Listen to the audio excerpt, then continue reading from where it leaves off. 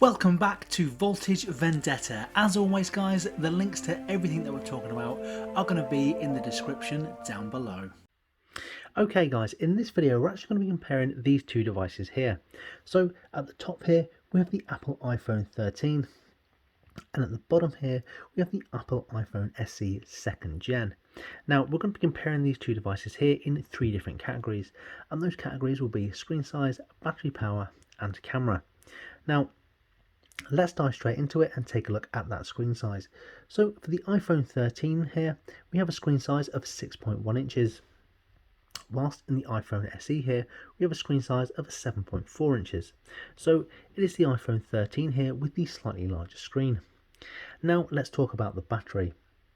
So in the iPhone 13 here, we have a battery of 3200 milliamps per hour, while in the SE here, we have a battery of 3600 milliamps per hour.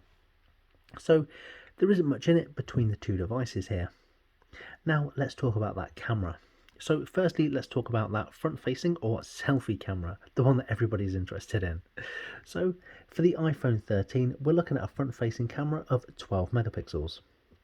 Whilst on the iPhone SE 2nd Gen, you're looking at a front-facing camera of 7 megapixels. So it is the iPhone 13 that comes out on top in terms of your selfies there. Now let's look at the rear-facing camera. So on the iPhone 13 you're looking at a rear-facing camera of 12 megapixels with an ultra-wide lens.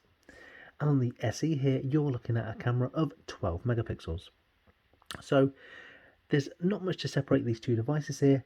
However, when we look at something else, the Bionic chips or the operating system that these things use, the iPhone 13 here is running an A15 Bionic chip, whereas the SE here is running the A13. So the iPhone 13 actually comes out on top in that. But there's not that much separating these two devices until you start diving a little bit deeper and looking at them Bionic chips, where the iPhone 13 comes out on top there. But in terms of the camera, again, the iPhone 13 comes out on top, both front and rear facing camera. But it just depends on what you want to go for here. These are both fantastic devices. Thanks for watching this episode of Voltage Vendetta. If you'd like more comparisons between your favourite devices, click one of the links right here.